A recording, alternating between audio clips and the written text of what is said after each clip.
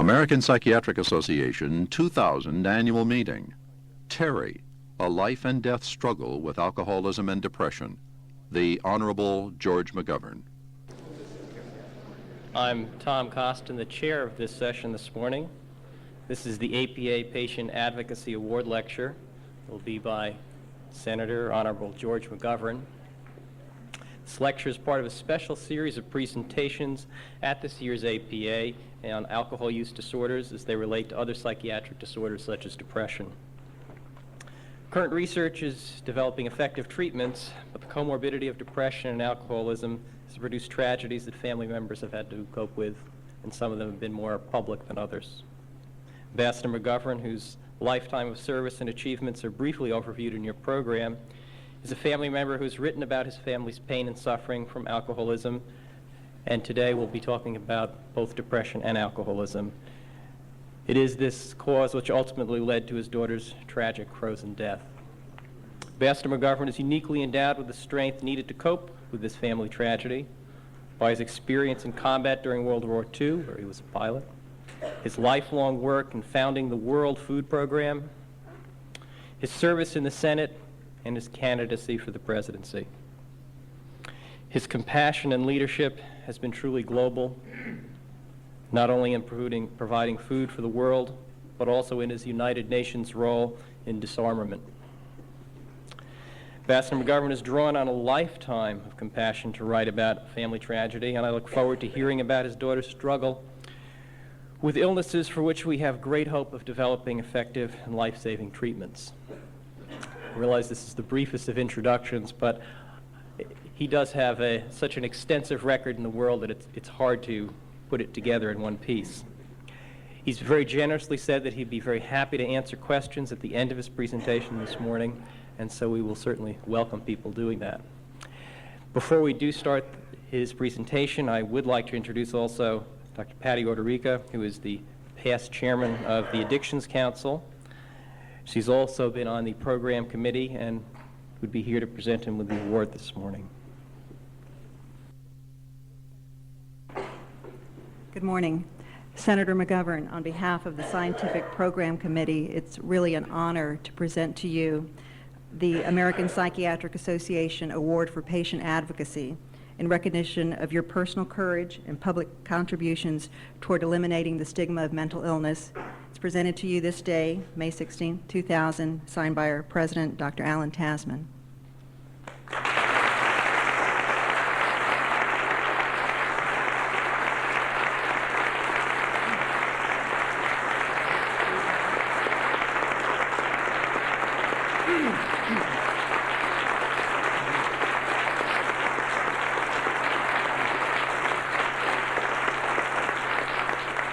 Thank you very much, Dr. Costin and Patricia Orderica and members of the American Psychiatric Association. My first compelling experience with depression came in July of 1972. I had just won the Democratic presidential nomination after a very difficult, almost two-year battle, and had named my vice presidential running mate as my first action after being named the Democratic nominee for president, only to discover by way of a press leak from someone who had seen the senator's medical records at Barnes Hospital in St. Louis that he was a long-time sufferer of manic depressive illness. My first impulse as one who knew very little about mental illness and had had no really previous encounter with it was to stay with my choice, which I so announced. I had watched Senator Eagleton for 4 years in the Senate. He seemed to function in a perfectly normal way to me as an effective and consistent and constructive member of the Senate. Other senators who knew him better than I who had served closely with him on committees, were even more convinced that he was a stable and effective, competent individual. So on that basis, I made the decision, perhaps too hastily, I'm not sure about that, to stay with him. He had, after all, been nominated at my request by the Democratic National Convention, so there was no way I could remove him from the ticket, even if I had wanted to, unless that were his choice. But as soon as the news hit the American public that George McGovern, a somewhat unknown figure to most Americans — I was then a junior senator from a little state, South Dakota, with 4 electoral votes. It was something of a miracle. I had even won the nomination against such notable competitors as Vice President Hubert Humphrey, Senator Edward Muskie, Governors Sanford of North Carolina, Wallace of Alabama, Senator Jackson of Washington. Unlike this year, there were 17 contenders for the Democratic nomination in 1972, and I can tell you that it was an uphill, tough, knockdown fight all the way. But when this news reached the American public, it was like a firestorm of controversy from one end of the country to another. And thoughtful people were telling me to get rid of him, just as thoughtful people telling me to stay with him. So I decided at that point to do something that perhaps I should have done initially, which is to call on some of you people for advice. I had a friend at the University of Virginia medical school that I had known for some years, Dr. Wilfred Absey, a practicing psychiatrist, and I called him. He said, "You have no choice. You've got to ask him to step down." He said, "I would be quite worried about a man just one heartbeat from the presidency who has been suffering over time from manic depressive illness." I decided to seek a second opinion, and I called a doctor that I did not know except by his celebrated reputation, Dr. Carl Menninger of Topeka, Kansas. My wife and I were in the Black Hills at that time trying to recover from the nomination battle and the national convention.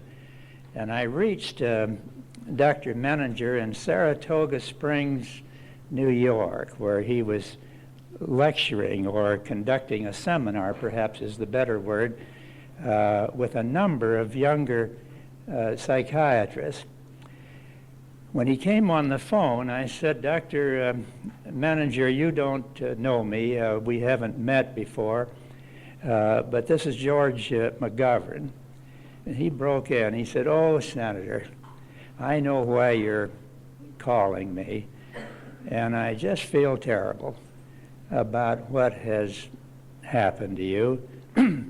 Mrs. Menninger and I so much wanted you to be elected and to end that terrible war in Vietnam that we never should have gotten into."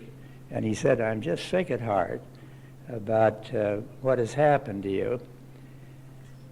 I said, "Well, Dr. Menninger, I gather from what you say that you think I'm in deep trouble."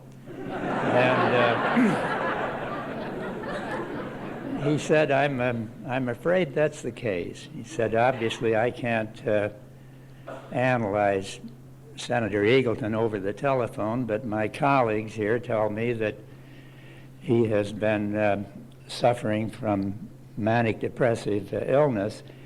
And he said, "We haven't done much else the last 2 days except talk about the difficulty that you are in and what should be done about it. He said, I've come to the conclusion that perhaps, if anything, it's more of a political problem now than a personal problem. He said, I have been lecturing American audiences and dealing with patients for 40 years, and I've come to the conclusion that about half of the American public is just scared to death of mental illness. They won't even tell their friends or other relatives when a member of their family becomes mentally ill. Keep in mind, this is 1972. Maybe we've made some progress since then. But he said, I'm convinced that millions of Americans, I don't know how many, millions of Americans simply will not vote for you if you have at your right hand a vice president to be who is suffering from mental illness. On the other hand, he said, there are millions of Americans, maybe as big a number, who have had some member of their family suffering from mental illness, who will sympathize with Senator Eagleton, and they'll never forgive you if you ask him to step down from the ticket. I said, well, Dr. Menninger, it sounds to me what you're telling me is that I'm damned if I do and damned if I don't. He said, that's the way I say it. Well, I thank the doctor for his judgment and said good night to him, and then slumped back in my chair. I knew he had given me the hard truth about the predicament I was in, and my mind was filled with thoughts that night that I'll never forget. I thought about the 2 years of nonstop campaigning that I had waged, 14-hour days, 7 days a week, to win that uphill nomination. I thought about the millions of people who had worked for me as volunteers, especially the young people in both political parties who supported me, I suppose in part because of their opposition to the war in Vietnam, which they associated with President Nixon and formerly with President Johnson. And I thought about the fact that over 1 million people had contributed money in what I'm convinced was the most honest and open campaign financing in American history. The average contribution, $19. That campaign ended in the black, incidentally, despite our problems. And then I thought about the war in Vietnam. I'm frank to confess, and I say this as an old bomber pilot from World War II who has no regrets about my role in that war. I think Hitler's war machine had to be smashed, but I had been so centered on the war in Vietnam and the absolute necessity of ending it that it had become an obsession with me, as I think it was with millions of Americans in both parties. And I thought about that. Is all of this going to be nullified, all this effort, because of one controversial choice of a running mate? And I'm frank to tell you, I wept, I think for the only time in that campaign, with the possible exception of election night.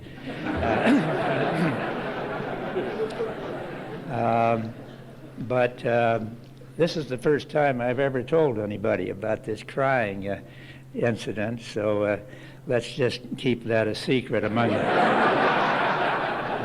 the 500 of us who are here today. In any event, I want to make clear something that should be said here today. I have never blamed Senator Eagleton for my defeat in 1972. Looking back on it, I doubt if any American could have defeated Richard Nixon in 72. It would have been a piece of cake a year later after Watergate, but partly because of the enormous press coverage to the Eagleton affair, we couldn't get the press or anybody else to focus on the Watergate break-in, which occurred about the same time as the Eagleton controversy. And I'd have to say from that point on, the American press, and I don't criticize the American press, it's probably the best in the world, but they focused on the Eagleton problem much more. I'd say on a factor of 10 times the amount of attention that they gave to the Eagleton affair. You would have thought that I was the one on trial rather than my opponent, whose people had engineered the Watergate break-in and the subsequent related events. So I guess what I would have to say about Senator Eagleton's illness, for which he was not responsible, is that it probably, while not defeating us in 72, it certainly contributed to the landslide character of the Nixon victory. But there was another factor also related to mental disorder that contributed even more, and that was the shooting of Governor George Wallace of Alabama, which deprived him of what he intended to do, which is to run for president as a third-party candidate. And if he had done that, most of his votes would have been taken from the Nixon side of the equation. And it's quite possible, given the strength that Wallace had in 1972, that in a three-way race, I might have been able to win out. But let me just describe what the situation was then. George Wallace, the governor of Alabama, God rest his soul, was a strong contender in 1972 inside the Democratic primary competition. He was running for the Democratic nomination, and he won a number of key primary states, including 2 the day he was shot, Michigan and Maryland.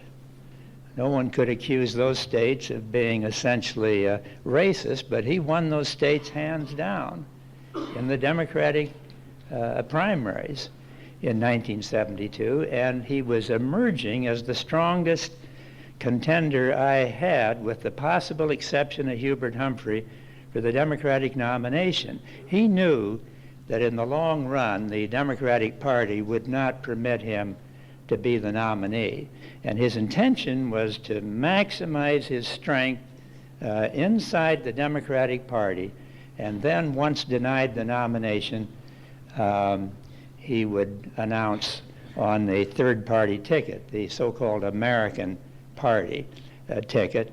And I'm convinced he would have gotten 12 to 15 million votes, nearly all at the expense of President Nixon. And under those circumstances, we might have won the election. I'm not obviously saying that we would have. No one knows that for sure. But in any event, he was not able to run. And I think it's safe to say that most of his voters flocked into the Nixon campaign. They were people who largely supported the war in Vietnam. They wanted to go slow on civil rights, if to go at all. And those voters would have flocked into the Nixon camp, which they did, and I think that was the formula for the Nixon landslide. Nixon plus Wallace against McGovern.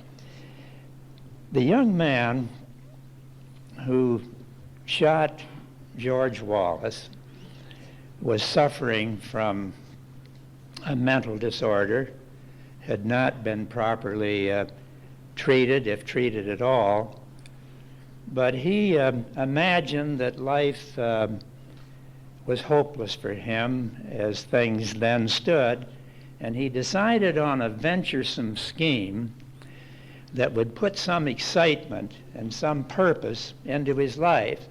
And it was his plan, as recorded in his diary, to shoot either President Nixon or Governor Wallace or me.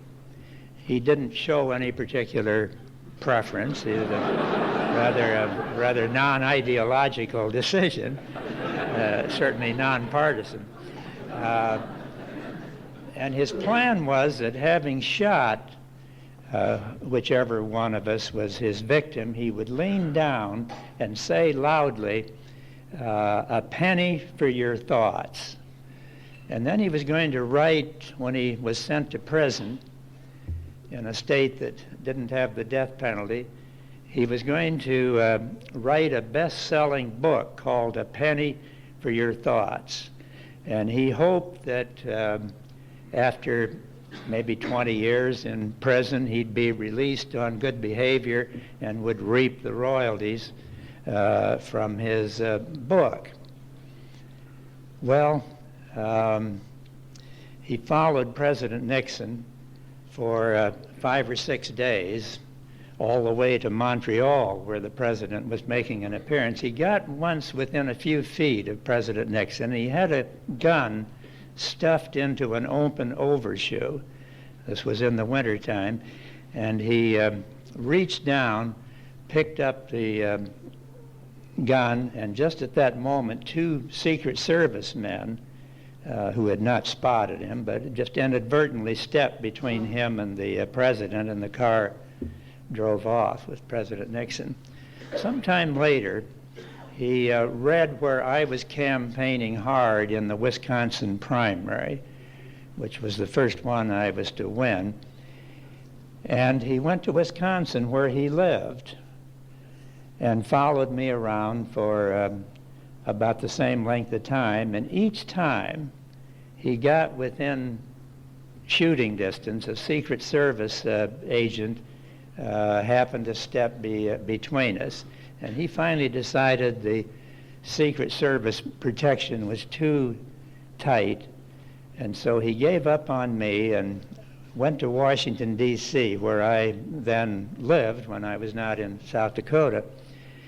And he noticed in the Washington Post one morning, when he was down to about $8 or $9, that I was campaigning in Michigan that day, and George Wallace was campaigning in the Maryland primary. These are the 2 that I mentioned that Wallace won that came on the same day.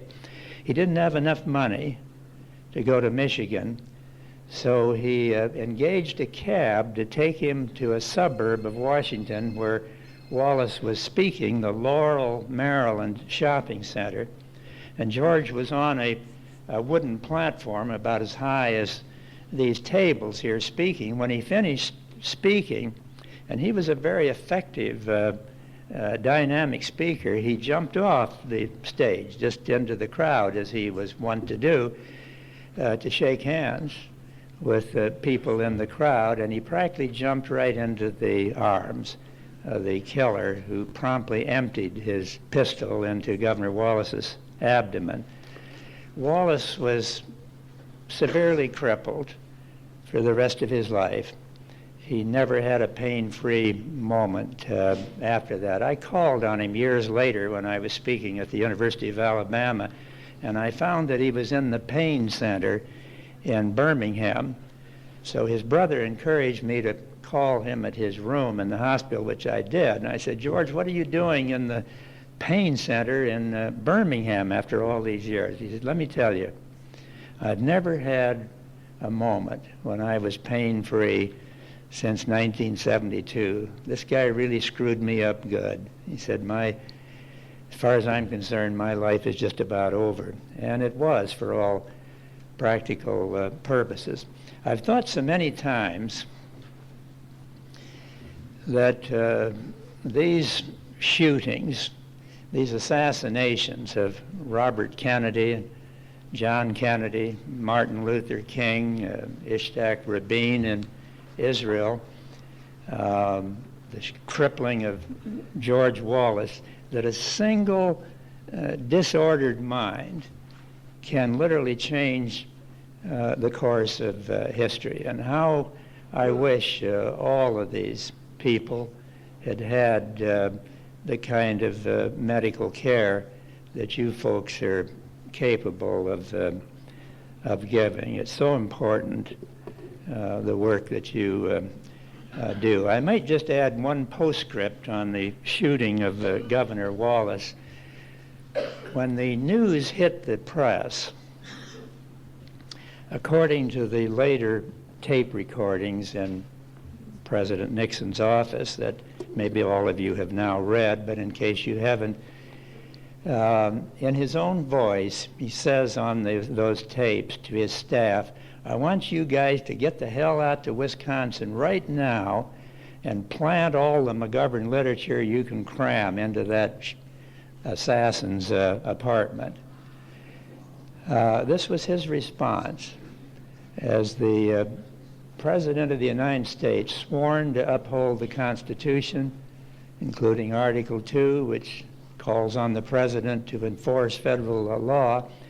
And yet here, this reckless and I think cruel act on the part of the President to try to leave the impression that somehow my campaign had inspired this extreme behavior on the part of this would-be killer. Fortunately, when the Nixon staff arrived in Wisconsin at Mr. Bremen's apartment, they ran into an FBI cordon that had been thrown around the apartment. No one was allowed in or out, not even the staff of the President. This is probably one of the few times when J. Edgar Hoover and Nixon were working at cross purposes. Well,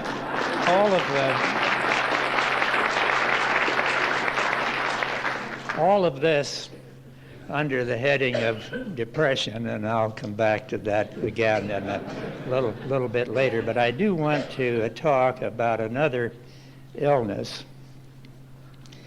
that is sometimes combined with depression, and that is alcoholism. Everyone here is familiar with the patient who suffers in a dual capacity from both alcoholism and depression. My first really trauma over alcoholism came at Christmas time of 1994, a little over 5 years ago. My wife Eleanor and I had been out to dinner that night in a Christmas festooned restaurant and had a wonderful time. The owner of that restaurant sometimes doubled as a piano player or an accordion player, as the case might be. And he had been playing wonderful songs throughout the evening, even sometimes singing. We requested a few numbers, a couple of favorites from My Fair Lady and the old Beatles song, Hey Jude, which I've always liked. That's one thing my daughters have taught me, is the Beatles sometimes sound pretty good. Anyway, I was still humming those songs when we got home. We live in a kind of a secluded neighborhood in the near northwest side of Washington called Forest Hills. And Eleanor, always the compulsive reader, went upstairs and retired for the night with a good novel that she was reading. I stayed downstairs and under the inspiration of the moment played the piano for a while. Not well, but enthusiastically. And then picked up a new issue of Harper's Magazine, and I was reading that magazine when the doorbell jangled, not expecting anybody at what was then near midnight.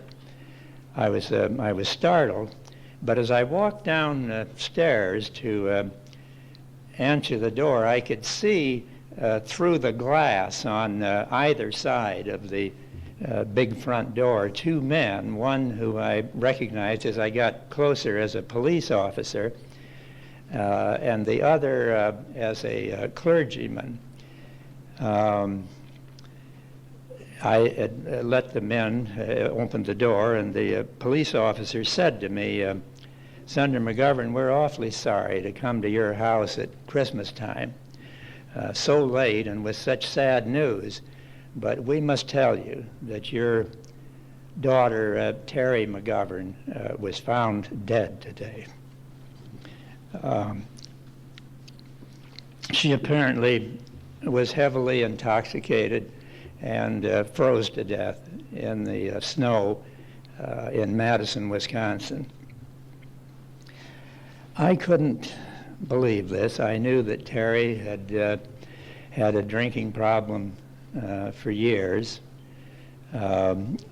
She was expected home for Christmas. About the time this doorbell rang, I thought it might be she and her two little daughters home for Christmas. But I simply went numb. I couldn't speak, I couldn't cry, I couldn't do anything. And so I thanked the two men for their courtesy and went into the darkened den just off the entryway to our house and paced the floor for a while.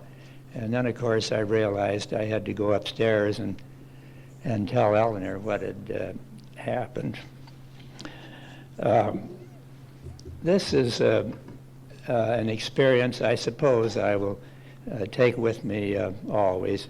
Terry McGovern was a remarkable young woman. She was one of the brightest youngsters I've known, and I've known thousands of them across this country. She was a creative person who campaigned hard for me in the 1972 campaign, appearing on network television and being interviewed by reporters. I remember Barbara Walters interviewing her early one morning, and I was astounded at the way she fielded difficult questions of all kinds, and yet left the impression that George McGovern was the best man in the country to be president. Of course, that convinced me of her wisdom, if nothing else had.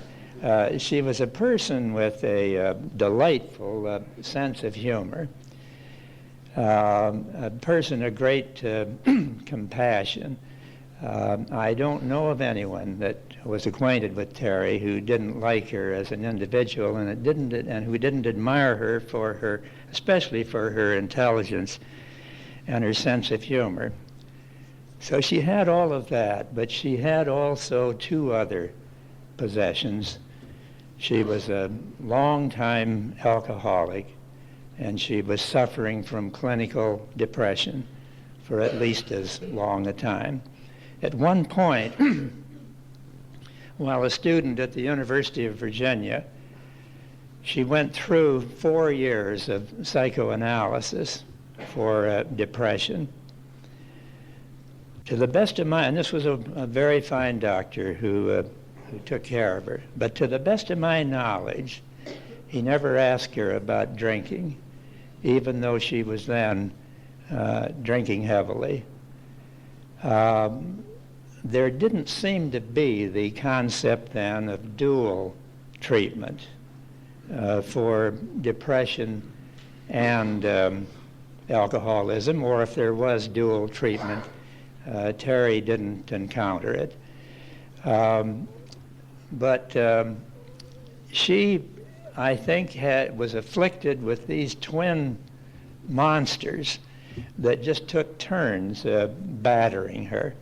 And they seemed to feed on each other. She would become painfully depressed, and then she would medicate it by getting drunk, sometimes for 2 or 3 days at a time. When she came out of those drunks after maybe smashing her car or mistreating her children or waking up with a man she didn't recognize, she would become depressed again, and that called for another drink and more booze. And so it went for a long period of time. Now, I don't mean to imply that she didn't resist and attempt treatment for both depression and alcoholism. In the autopsy that was made after her death, they found a Prozac level that was at the therapeutic level. And she had been on Prozac and other drugs for some time. She also fought alcoholism as hard as anyone in my acquaintance.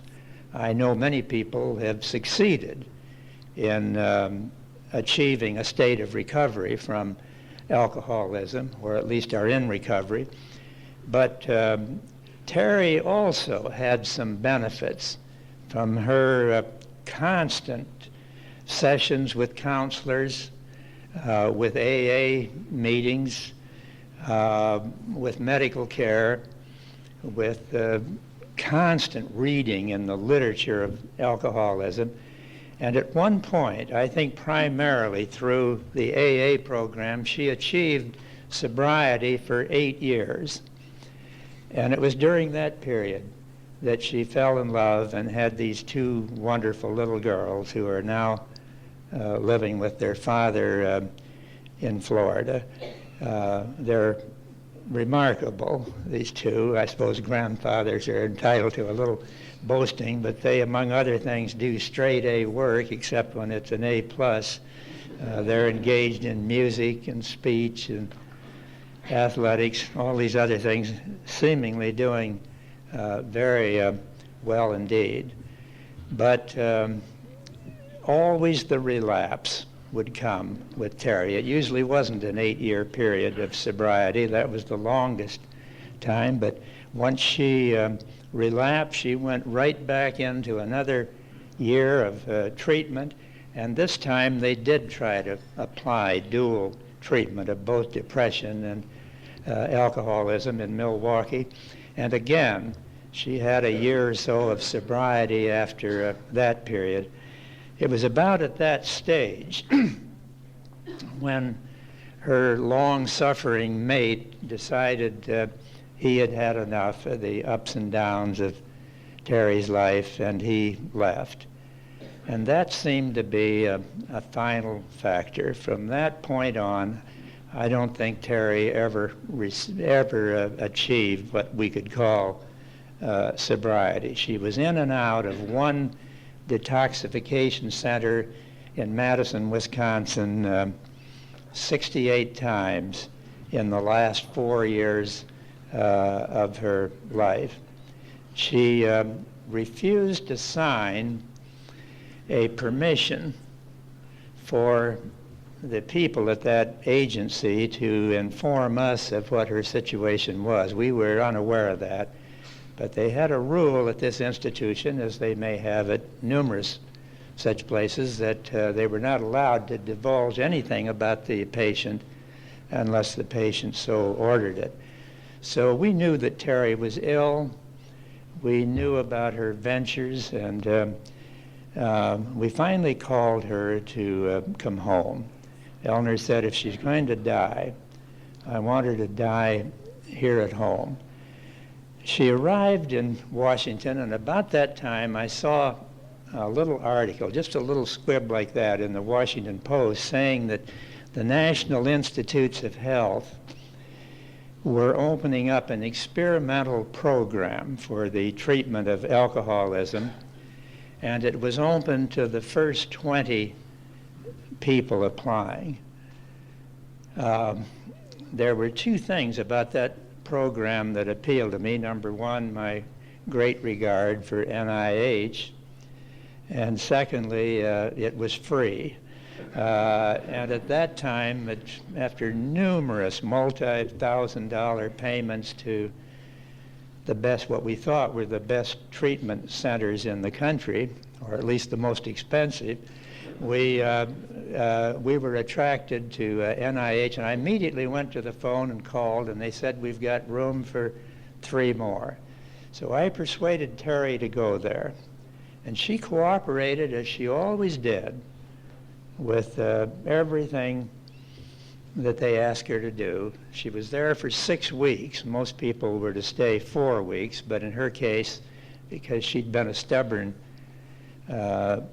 problem, they kept her for 6 weeks, and she thought, and we did too, that this time it was going to be different. She really seemed to be on a more self-confident footing. So I got a call one day from NIH saying she was ready to come home. And I remember it was one of those beautiful Washington days with all the cherry blossoms in bloom and the azaleas and everything else, and glorious day. And I was whistling and singing all the way out to NIH, and here was Terry at the door, beaming and looking great. We went to our house, and she told me that she needed 2 or 3 toilet articles. Could she borrow the car for a minute just to go to a nearby drugstore?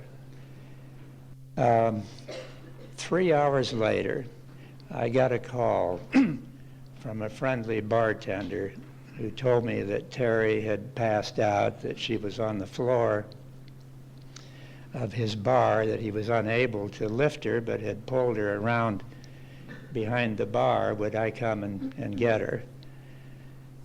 Well, those were experiences we had gone through many times.